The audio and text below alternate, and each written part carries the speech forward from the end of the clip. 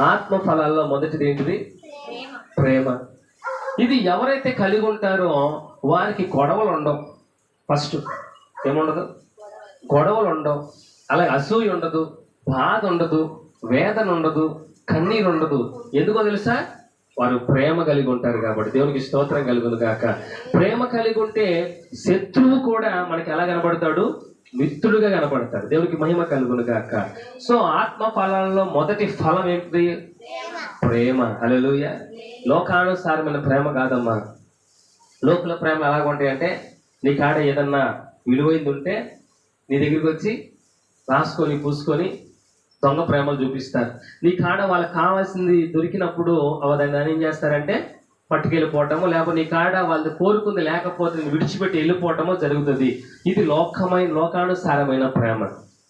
దేవుని ప్రేమ లోకానుసారమైన ప్రేమ కాదు.